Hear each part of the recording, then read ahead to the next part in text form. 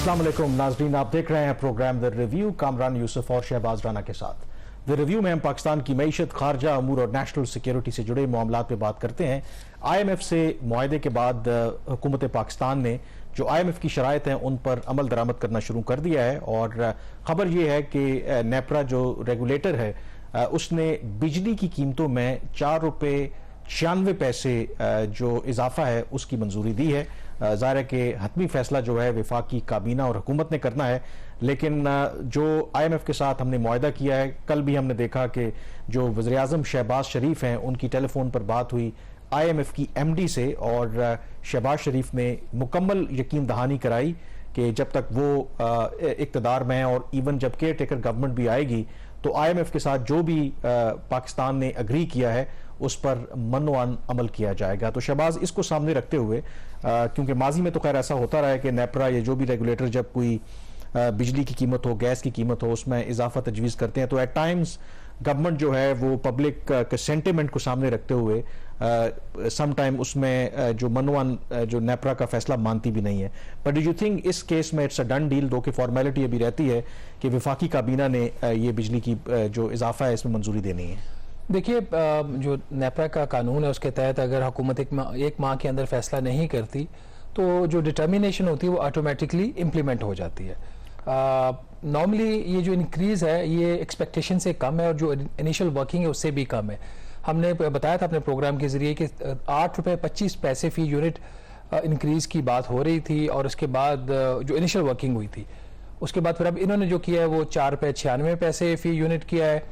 इससे भी कुछ 477 अरब रुपए का बोझ जो है वो डायरेक्टली सार्फिन के ऊपर पड़ेगा।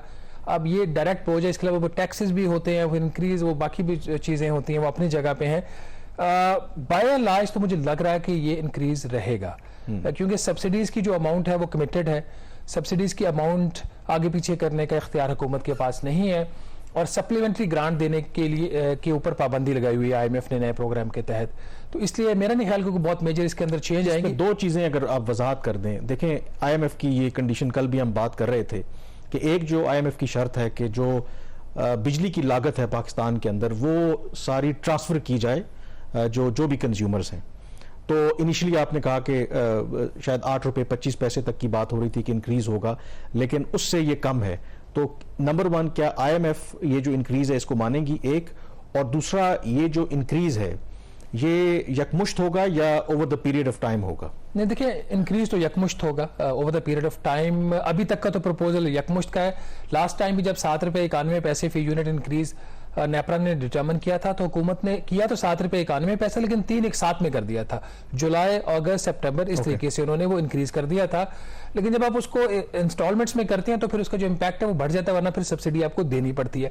हतमी फैसला तो काबीना करेगी, हम इसको अभी प्रीएम्प्ट नहीं कर सकते। ये दूसरी चीज़ जो है इसके अंदर के क्या IMF इसको एक्सेप्ट करता है या नहीं करता।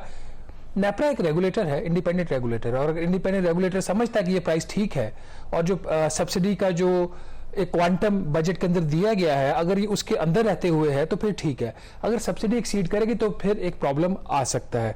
तो on the face of it तो IMF को एक्सेप्ट करना चाहिए, बट इसको सब्सिडी के साथ मिला के देखना पड़ेगा। बट नाज़रीन को अगर हम बताते हैं कि ये टोटल इंक्रीज है कितना और इसका हर जो कंज्यूमर कैटेगरी है उसके ऊपर इम्पैक्ट कितना आएगा। नाज़रीन, पिछले साल भी 7 रुपये 91 पैसे इंक्रीज आया था, कोई 893 अरब रुपए इजाफी कंज्यूमर से चार्ज किया गया। इस साल फिर ये जो है कोई 4 रुपये 96 पैसे का इंक्रीज और 477 अरब रुपए। मुजमली तौर पर एक साल के अंदर ये जो इत्तेहादी जमातों की हुकूमत है इसने 12 रुपये 87 पैसे फी यूनिट बिजली कीमतों में इजाफा किया बेस प्राइस के अंदर और 1370 अरब रुपए इजाफी कंज्यूमर से जो है वो वसूल किए जाएंगे। इसमें जो हमारा अभी बेस टैरिफ था वो 24 रुपये 82 पैसे फी यूनिट था, वो बढ़कर अब तकरीबन 30 रुपए का एक यूनिट हो जाएगा। मुख्तलिफ कैटेगरीज हैं उसके ऊपर इसका क्या इम्पैक्ट आएगा। जो घरेलू सारिफिन है, टैक्सेस के अलावा उनका जो बिजली की उनकी कीमत होगी फी यूनिट वो कोई तकरीबन 30 रुपए फी यूनिट हो जाएगी। इसके ऊपर 18% GST भी है, फिर डेट सर्विसिंग सरचार्ज भी है, फिर क्वार्टरली टैरिफ एडजस्टमेंट भी लगता है, फिर फ्यूल प्राइस एडजस्टमेंट भी लगता है। तो तकरीबन आपका जो यूनिट है डिपेंड करता है आपकी कंजम्पशन के ऊपर, 45 से 50 रुपए फी यूनिट आपको बिजली अब ये पड़ेगी। जो कमर्शियल सारिफिन है उनका बगैर टैक्सेस के ही अब नए रेट के बाद कोई 49 रुपए फी यूनिट उनको ये बिजली की कीमत अदा करनी पड़ेगी। जो सनती सारिफिन है, जो एक बहुत बड़ा कंसर्न भी उनका रहा है क्योंकि वो उनकी जो एक्सपोर्ट्स है वो कंपेटिटिवनेस के उनके इश्यूज आ जाते हैं, उनके लिए अब जो नई कीमत है तकरीबन 40 रुपए फी यूनिट बनती है टैक्सेस के बगैर।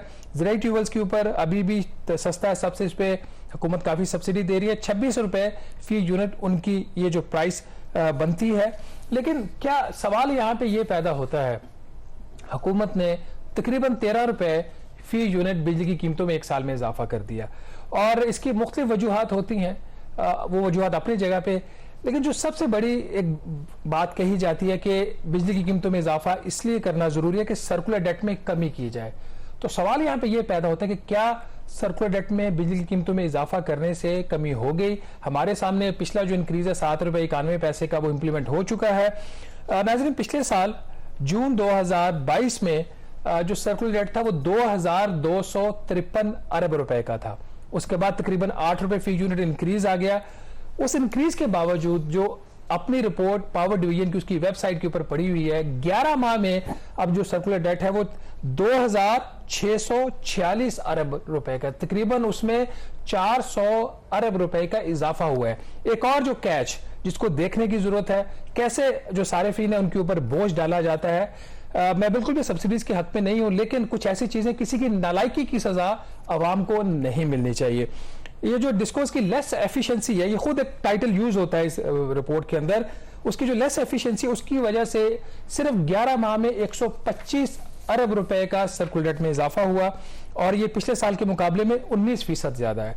फिर जो less recoveries of the bill है, जो ये जितनी भी पावर डिस्ट्रीब्यूशन कंपनीज हैं अपने बिल्स की वसूली नहीं कर पाती, उसकी मद में 249 अरब रुपए का इजाफा हुआ सर्कुलर डेट में सिर्फ 11 माह में। आप बिजली की कीमत बढ़ाते जाइए, उधर से आपको रिकवरी नहीं मिलेगी और जो ऑनेस्ट सारिफीन है उनके ऊपर बोझ पड़ेगा। As a result of that ये जो 249 अरब रुपए का इजाफा हुआ है इसमें सर्कुलर डेट में because of less recoveries of the bill, ये पिछले साल से 55% ज्यादा है।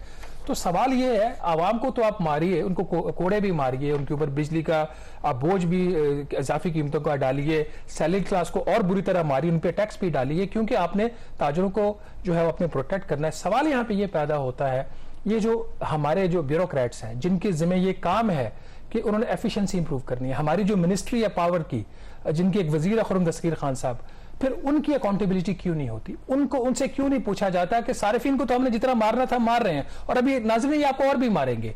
तो इन लोगों से कभी पूछा जाएगा ये सवाल? ये कामरान एक बहुत बड़ा इशू है। मेरे ख्याल में जिसकी आवाज नहीं है उसी को दबाया जाता है। एग्जैक्टली। और इसमें अब एक फैक्टर तो इंडिविजुअल जो सार्फिन है उनके ऊपर तो बोझ पड़ेगा। बिजली पहले ही बहुत महंगी है।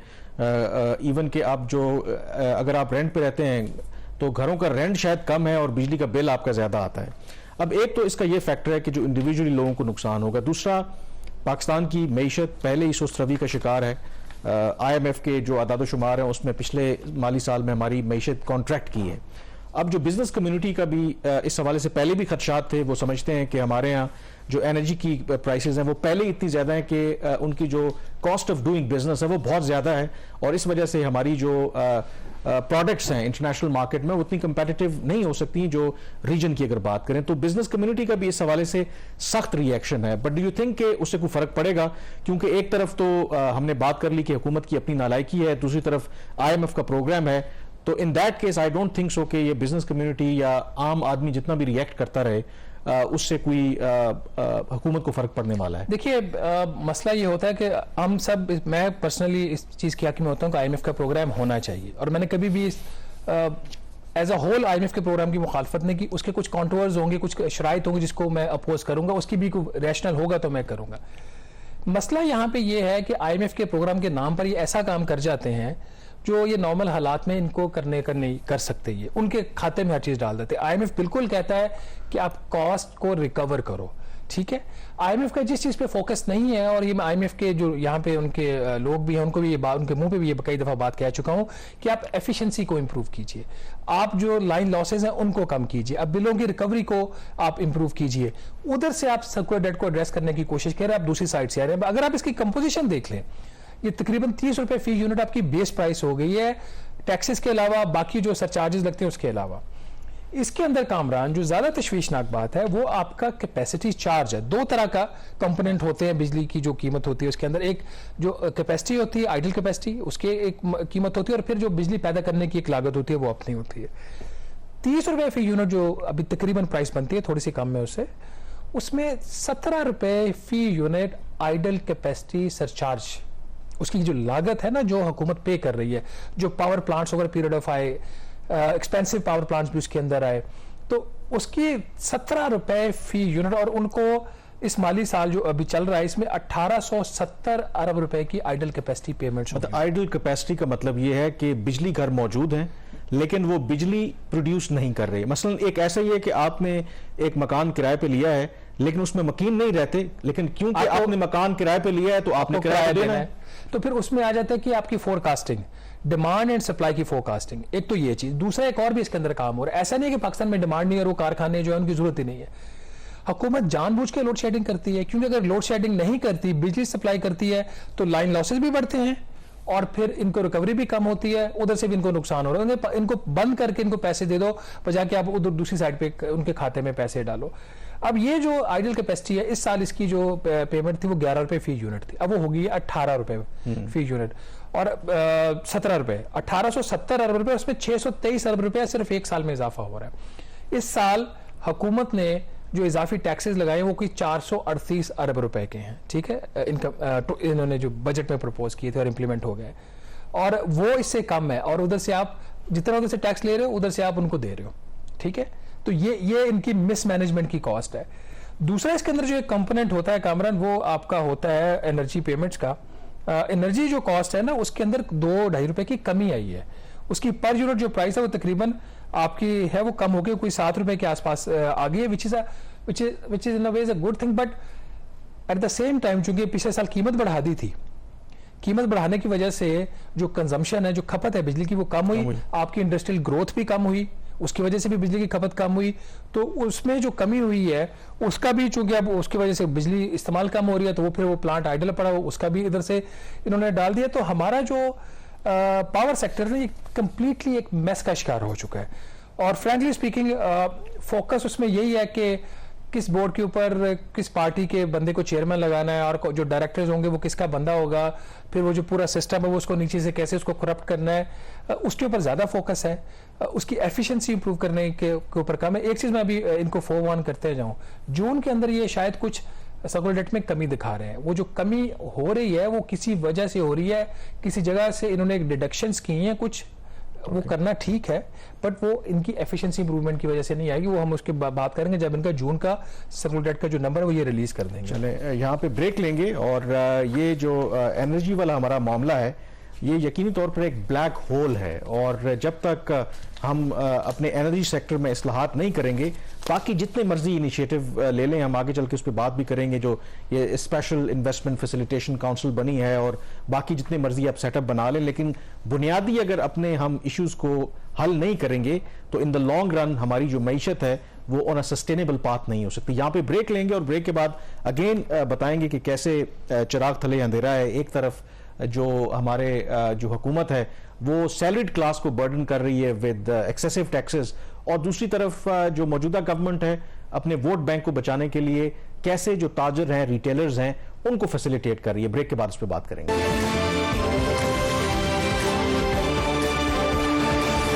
जी, ब्रेक के बाद एक दफा फिर आपको खुशामदीद कहते हैं। अगले माह यानी कि अगस्त में जब आपको जुलाई की तनख्वाह मिलेगी, अगर आप सैलरीड पर्सन है तो आपको अंदाजा होगा कि हुकूमत ने ये जो नया बजट पेश किया था उसके तहत जो टैक्स है उसमें इजाफा किया है, और वजह उसकी यही है कि जाहिर है कि गवर्नमेंट को जब और कोई रास्ता नहीं मिलता अपने रेवेन्यूज बढ़ाने का, तो जो ऑलरेडी लोग टैक्स नेट में हैं या जो टैक्स दे रहे हैं उन पर मजीद टैक्सों का बोझ डालते हैं। एक तरफ तो ये मामला चल रहा है, और दूसरी तरफ शहबाज, जाहिर है कि ये बजट वाले जो मामलात हैं, फाइनेंस बिल वगैरह, ये एक बड़ा गोरख धंधा सा है, और तफसीलात इसकी बाद में हमें सामने आती हैं। एक तरफ गवर्नमेंट ने बर्डन किया है तमाम जो तनख्वाहदार तबका है, और दूसरी तरफ जो सबसे बड़ा मसला रिटेलर्स हैं, जो हम हमेशा बात करते हैं कि हमारा जो इनफॉर्मल इकोनॉमी है उसको इंटीग्रेट होना चाहिए FBR के साथ, और पिछली गवर्नमेंट ने एक इनिशिएटिव भी लिया, पॉइंट ऑफ सेल्स की बात हुई। इसमें सुना है कि जो एक कानून के अंदर एक ऐसी तब्दीली की गई है जिसके नतीजे में बजाय इसके कि मजीद ये रिटेलर्स और ताजर जो हैं ये टैक्स नेट में शामिल हों, उस अमेंडमेंट के बाद वो एक्सक्लूड हो जाएंगे। ये क्या हो रहा है? देखिए, बिल्कुल भी गलत नहीं हो रहा। इलेक्शंस आ रहे हैं, वोट लेने हैं हमारे प्यारे प्राइम मिनिस्टर शहबाज शरीफ साहब ने, तो उनका पूरा हक बनता है रिलीफ दें। सैलरीड क्लास का क्या है? ये तो भेड़ बकरियां हैं, इनकी ना कोई आवाज है, ना इनकी कोई लॉबी है, ना ही सैलरीड क्लास जो है वो जाके सड़कें बंद कर सकती है, ना ही शटर डाउन कर सकती है, ना ही वो उस काबिल होती है कि इन हुक्मरानों को, इन सियासतदानों को वो फंडिंग कर सके उनके इलेक्शन कैंपेन की। तो हमारी क्या औकात है? तो प्राइम मिनिस्टर ने जो किया है बिल्कुल ठीक किया है, इस पार्लियामेंट ने जो किया है बिल्कुल ठीक किया है। लेकिन ये एक अफसोसनाक एक अमर जरूर है अपनी जगह पे कि हम मुल्क को किस तरफ लेके जाना चाह रहे हैं। क्या यही हमारी तरजीहात हैं कि जब आपके ऊपर दबाव पड़े तो आप सैलरीड क्लास को लटा के उसके गले पे छुरी आप चला दो, और जब आपके ऊपर आपको स्ट्रीट प्रेशर आपके ऊपर आए तो जो थोड़ा बहुत टैक्स जो ताजिर देते हैं उनको भी आप सिस्टम से बाहर निकाल दो, क्योंकि आप उनका दबाव बर्दाश्त नहीं कर सकते। मरियम नवाज साहिबा जो हैं, जब वो ट्वीट करेंगी और ट्वीट करके वो ताजरों के ऊपर जो 3,000 रुपये माहाना उनका एक टैक्स लगा होता है थ्रू इलेक्ट्रिसिटी बिल्स, वो वापस दिलवा देंगी, तो फिर पीछे क्या बचता है? तो उसी सिलसिले की ये कड़ी थी कि आपको पता है कि पॉइंट ऑफ सेल, हम इसके ऊपर कई दफ़ा प्रोग्राम भी कर चुके हैं कि इन्होंने एक निज़ाम बनाया था एफबीआर ने कि जो बड़े ताजर हैं पाकिस्तान के अंदर, और बड़े ताजर की उन्होंने एक तारीफ कानून के अंदर दी हुई है कि वो एक शॉपिंग मॉल के अंदर काम कर रहा हो, किसी लोकल या इंटरनेशनल चेन का वो हिस्सा हो। इसके साथ ही उसके अंदर जो अहम शर्त थी जो अब ख़त्म कर दी गई वो ये कि अगर उस ताजिर की जो दुकान है उसका साइज 1,000 स्क्वायर फीट हो जनरली, और अगर फर्नीचर की शॉप है तो 2,000 स्क्वायर फीट हो, अगर ज्वेलर है तो 300 स्क्वायर फीट हो, क्योंकि ज्वेलर की छोटी दुकान में उससे ज़्यादा एक्सपेंसिव माल पड़ा होता है। तो अगर ये इनका जो रकबा है दुकान का जिस पे काम करे इतना हो, तो उसके लिए एफबीआर के साथ रजिस्टर्ड होना लाजमी है। और रजिस्ट्रेशन का क्या मतलब होता है कि आपने माहाना अपने सेल्स टैक्स का एक गोशवारा जमा करवाना होता है, आपके ऊपर वो 18% जो रेट है वो भी आपके ऊपर एप्लीकेबल होता है, और बाकी भी आपको जो रिक्वायरमेंट्स हैं कानून की वो पूरी करनी पड़ती हैं। कामरान इन्होंने इसके ऊपर बेतहाशा एफर्ट्स की। ये मेरा ख्याल पिछली पीएमएलएन के गवर्नमेंट पे ये सिलसिला शुरू हुआ था, फिर पीटीआई के टाइम पे इसमें थोड़ा सा मोमेंटम आया। उसके बावजूद टोटल जो रिटेलर्स पूरे पाकिस्तान से ये रजिस्टर कर पाए, जो नेटवर्क के साथ अपने कनेक्ट कर पाए, वो 9,082 रिटेलर्स थे। इतना बड़ा नंबर था, संभाला नहीं जा रहा था एफबीआर से। तो फिर उन्होंने हुकूमत ने एक फैसला कि नंबर बहुत बड़ा हो गया, अब क्या करें? उन्होंने कहा जी अब इसमें से कुछ कमी करते हैं, क्योंकि इसमें बड़े बड़े ऐसे लोग भी नेटवर्क के अंदर आ गए थे जो हो सकता है किसी को फाइनेंस कर रहे हो इलेक्शन कैंपेन को, हो सकता है किसी के रिश्तेदार हो, हमें नहीं पता क्या वजह हुई कि इन्होंने आउट ऑफ द ब्लू जाके उनको सिस्टम से निकाल दिया। मैंने अपने जराये से पता किया कि ये जो 9,082 हमारे बड़े ताजर हैं, इनमें से कितने निकल जाएंगे जब बजट के अंदर इन्होंने जो शर्त है 1,000 स्क्वायर फीट वाली खत्म कर दिया है। तो मेरे जराये के मुताबिक 4,800 बड़े ताजर 9,082 में से निकल जाएंगे। 53% जो नेटवर्क पहले ही इतना सा था उसका 53% और कम हो गया। तो ये कारकर्दगी है। बाकियों का क्या कसूर है? उनको भी निकाल दें। वो भी निकल जाएंगे। और मुझे याद पड़ता है वो भी निकल जाएंगे। शौकत तरीन साहब ने टारगेट रखा था कि हम 5 लाख वो पीओएस मशीन्स, वो एक ताजिर जो है उसके एक से ज्यादा मशीन्स हो सकती हैं। वो उसका जो अगर आप जाते हैं किसी शॉपिंग मॉल पे, आप किसी ग्रोसरी शॉप पे जाते हैं, उससे 4-5 के एग्जिस्टिंग भी 53% अगर निकल गए हैं तो उससे ऑटोमेटिकली उससे और ज्यादा नीचे 23-24 हजार मशीन होती थी, 25,000 लेटेस्ट मैंने नहीं चेक की कितनी है, कुछ अरसा पहले कुछ 24,000 मशीन थी उसमें से। अब जब हमने एफबीआर से बात की तो उसमें पहले तो उन्होंने कहा नहीं ये नंबर ठीक नहीं है, आपका नंबर गलत है, ये तो ऐसे तो नहीं होता ना कि जी वो सुबह 4800 निकल जाएंगे। सिस्टम में अगर आप इस वजह से रजिस्टर हो कि आपकी जो शर्त है वो वाली पूरी हो रही है रकबे वाली, तो जब रकबे की शर्त, मैं ताजिर हूं, मैं आपके पास आया, मैंने अपने आप को रजिस्टर कराया रकबे की शर्त के ऊपर, ठीक है, जब वो शर्त ही खत्म होगी तो मैं रिटर्न क्यों फाइल करूंगा?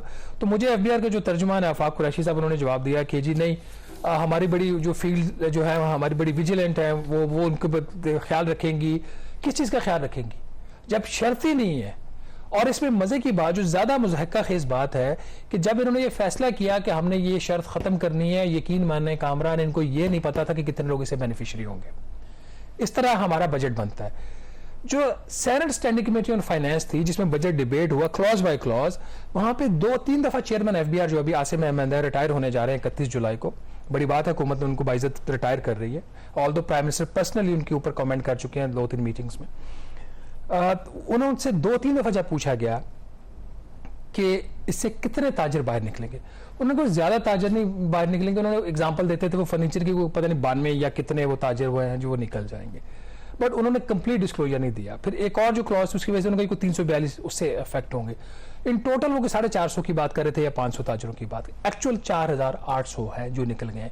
और senate standing committee on finance की किसी भी मीटिंग में इन्होंने नहीं बताया कि 4800 जो ताजर है वो इस सिस्टम से निकल जाएंगे, क्योंकि शोर पड़ जाता।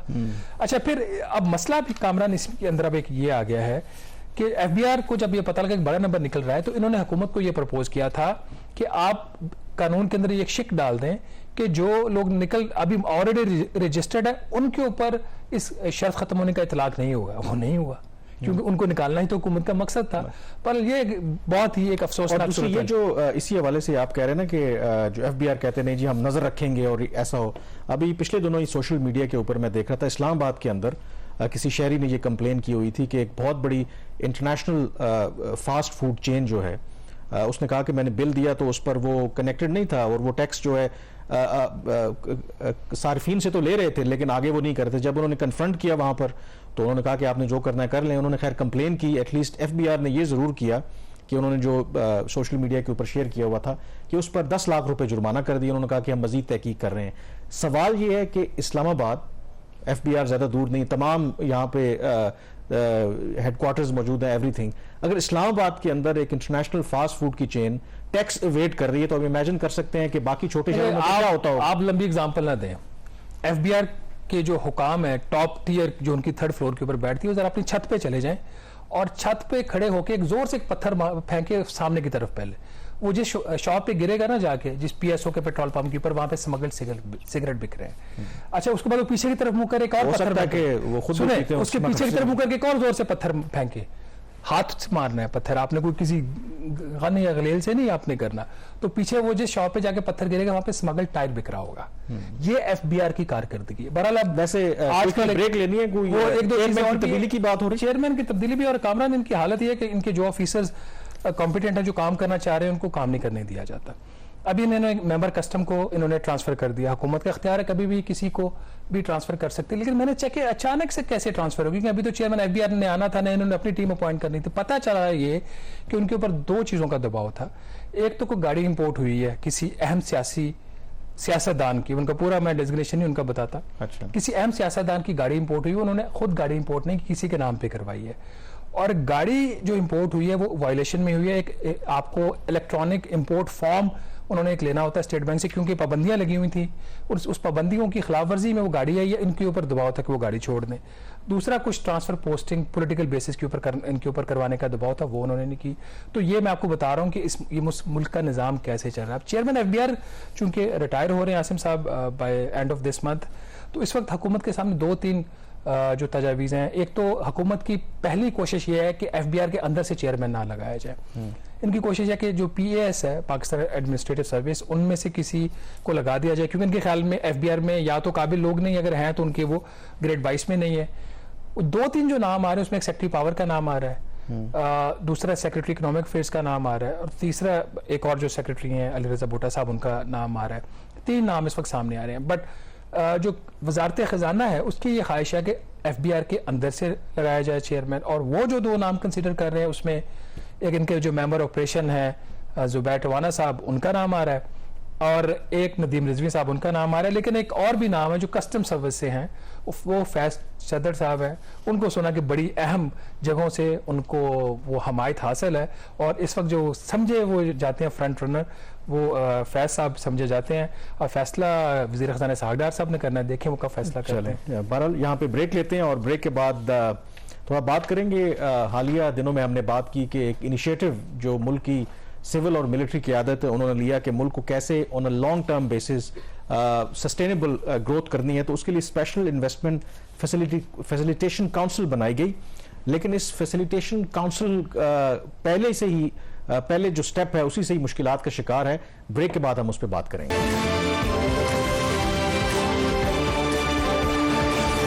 जी, ब्रेक के बाद एक दफा फिर आपको खुशामदीद कहते हैं। हाल ही में हमने देखा कि हुकूमत ने सिविल और जो मिलिट्री क़यादत है उनके साथ मिलकर एक इनिशिएटिव लिया और स्पेशल इन्वेस्टमेंट फैसिलिटेशन काउंसिल का क़याम अमल में लाया। और इसका मकसद बुनियादी तौर पर यह था एक वन विंडो ऑपरेशन हो, ना सिर्फ पाकिस्तान के अंदर से जो सरमायाकार हैं बल्कि ख़ास करके जो बैरूनी सरमायाकार हैं वो विदाउट एनी जो ब्यूरोक्रेटिक हर्डल्स होती हैं, जो रेड टेपिज्म होती है, उसके को हटकर पाकिस्तान के अंदर जो है वो कर सकें सरमायाकारी।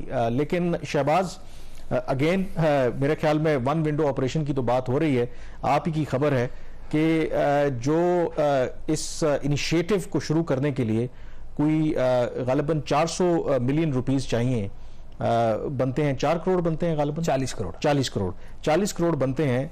तो वही जो है फाइनेंस मिनिस्ट्री रिलीज नहीं कर रही। तो ये जो फैसिलिटेशन काउंसिल बना रही है जो बाकी लोगों को फैसिलिटेट करेगी, उसको ही गवर्नमेंट फाइनेंस मिनिस्ट्री फैसिलिटेट नहीं करेगी तो मामलात आगे कैसे? देखिए कामरान, इसमें दो चीजें बड़े ग्लेयरिंगली सामने आती हैं। एक तो ये कि हमारा बजट कैसे बनता है। 16 जून को ये जो काउंसिल थी ये नोटिफाई होगी और उस बजट अंडर कंसिडरेशन था और रिवाइज हो रहा था बिकॉज ऑफ द IMF। इन्होंने बावजूद इसके कि एक नई काउंसिल की तश्कील दे देगी, उसकी बजट की रिक्वायरमेंट्स होंगी, उसकी बाकी रिक्वायरमेंट्स होंगी, इन्होंने बजट में उसके लिए पैसे नहीं रखे। So this is how poor budgeting is in Pakistan. और दूसरा इसके अंदर ये कि देखें आर्मी चीफ की ख्वाहिश के ऊपर, उनके मशवरे के ऊपर प्राइम मिनिस्टर ऑफ पाकिस्तान ने ये काउंसिल बनाई है, उसके बावजूद वजारत खजाना अगर पैसे ना दे तो फिर देखें वेयर द पावर लाइज। बहरहाल अब इस वक्त कहानी इसके अंदर ये है।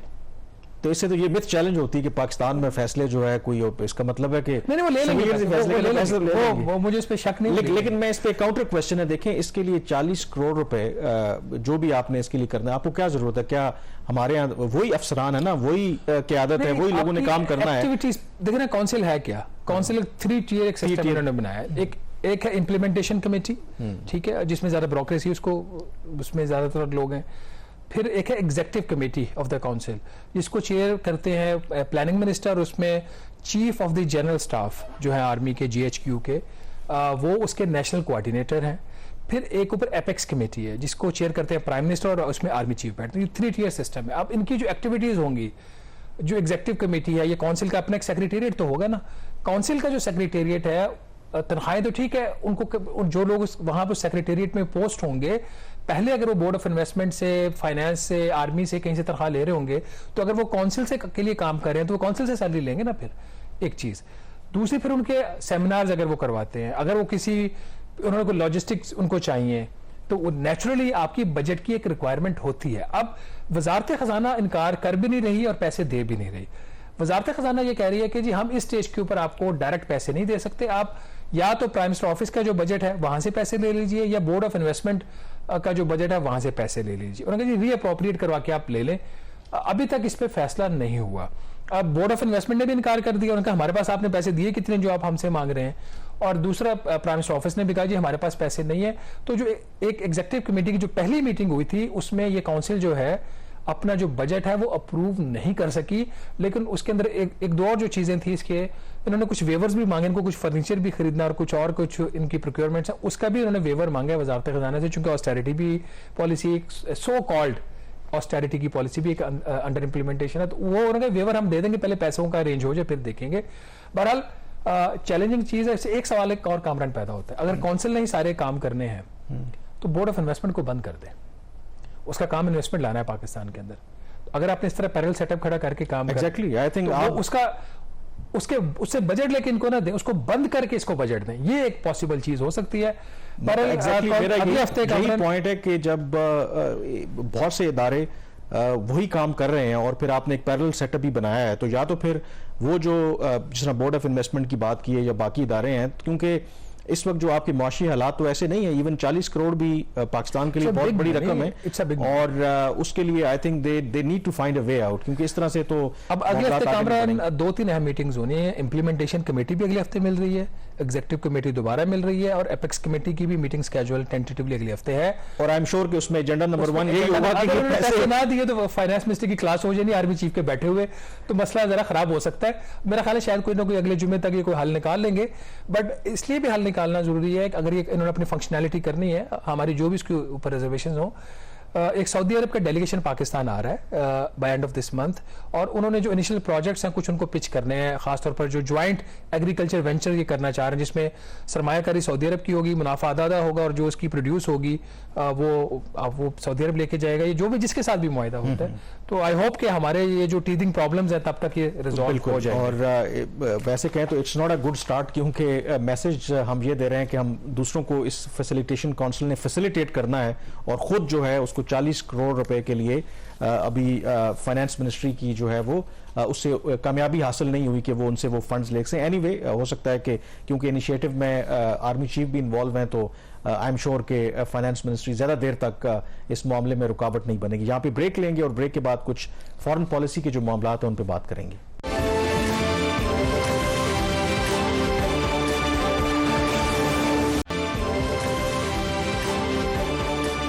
बेहतरी भी आई है, लेकिन स्टिल देयर आर इश्यूज जहां पे दोनों को कॉमन ग्राउंड फाइंड करने की कामरान ने एक और भी विजिट हुआ है, हमारे जो हमसाया मुल्क के प्राइम मिनिस्टर हैं उनका। बिल्कुल, आप जिक्र कर रहे हैं फ्रांस का। फ्रांस का विजिट किया है भारतीय वज़ीर आज़म नरेंद्र मोदी ने। अगेन ये आई थिंक इम्पॉर्टेंट इसलिए भी है कि अमेरिका के बाद ये विजिट था भारतीय वज़ीर आज़म का फ्रांस का। France again an important country in Europe, UN security council के वो परमानेंट मेंबर हैं, और जिस तरह अमेरिका में उनको रेड कारपेट वेलकम मिला भारतीय वज़ीर आज़म को, इसी तरह से फ्रांस के अंदर भी गैर मामूली तौर पर उनको वहाँ पर वेलकम किया गया। वहाँ पर जो उनकी नेशनल डे परेड है उसमें बतौर मेहमान ख़ुसूसी भारतीय वज़ीर आज़म ने शिरकत की, और उसमें जो भारतीय अफवाज के दस्ते थे वो भी इस परेड में शामिल थे। और इसमें जो सिग्निफिकेंट आई थिंक जो सब्सटेंटिव पार्ट है वो हमें देखने वाली बात है कि जो भारत और फ्रांस के दरमियान जो डिफेंस कोऑपरेशन है वो बहुत गहरा है। यानी कि इस वक्त जो भारत जो भी असला या हथियार खरीदता है उसमें जो फ्रांस का शेयर है रूस के बाद वो दूसरे नंबर पर आते हैं। यानी कि 29% जो डिफेंस प्रोक्योरमेंट है भारत की वो फ्रांस से होती है। अब इस दौरे के दौरान जो एक सिग्निफिकेंट चीज़ हुई है कि पहले तो भारत उनसे हथियार खरीदता था, अब बात हो रही है जॉइंट प्रोडक्शन की, यानी कि फ्रांस और भारत मिलकर जो टेक्नोलॉजी ट्रांसफ़र है वो राफेल जेट्स हों या फिर सबमरीन्स हों, फिर इसी तरह से सिविलियन न्यूक्लियर टेक्नोलॉजी की बात हो, उसके अंदर कोऑपरेशन की बात हो, फिर 25 साल इनकी जो स्ट्रेटेजिक पार्टनरशिप है इनको हो गए हैं, और अगले 25 साल के लिए भी उन्होंने नए अहदाफ सेट किए हैं। इसमें जो एक और जो पहलू है कि इंडिया की हमें अच्छा लगे या बुरा लगे कि किस तरीके से अब दुनिया में जो फुटप्रिंट है वो बढ़ रहा है कि पीपल टू पीपल कांटेक्ट वो बड़े इंपॉर्टेंट होते हैं। बाय 2030 ये टारगेट इन्होंने सेट किया है कि कम से कम फ्रांस जो है वो 30,000 जो भारतीय स्टूडेंट्स हैं उनको वहां पे स्कॉलरशिप देंगे, और इम्पॉर्टेंटली जो भी भारतीय जो स्टूडेंट है अगर वो मास्टर डिग्री करेगा किसी भी फ्रांस की यूनिवर्सिटी से तो उसके 5 साल का जो शेंजन वीज़ा है वो फ्रांस देगा। तो अगर इतनी बड़ी तादाद में जो भारत के शहरी हैं जो स्टूडेंट्स हैं वो यूरोप के अंदर उनकी पेनिट्रेशन होगी, यकीनन फिर जो लॉबिंग के लिए और फ्यूचर में जो पॉलिसी मेकिंग होती है उसमें बहुत बड़ा फिर ये लोग किरदार अदा करते हैं। To conclude all this discussion, one thing that makes the difference वो ये चीज़ है कि इस वक्त दुनिया को नज़र आ रहा है कि उनके जो सिक्योरिटी के इंटरेस्ट तो अपनी जगह पे, लेकिन जो उनके इकोनॉमिक इंटरेस्ट हैं वो भारत के साथ जुड़े हुए हैं। और जिस दिन पाकिस्तान को ये रियलाइज हुआ कि अगर हम अपने आप को बेहतर तरीके से मार्केट कर सकें और अपना जो इकोनॉमिक पोटेंशियल है उसको दुनिया में सेल कर सकें, तो फिर हमें भी आई एम श्योर कि एक पॉइंट पर बाकी दुनिया जो है इसी तरह का रेड कार्पेट वेलकम जो है वो दे सकती है। बहरहाल प्रोग्राम द रिव्यू से इतना ही। मुझे कामरान यूसुफ और शहबाज राना को इजाजत दीजिए। अल्लाह हाफिज।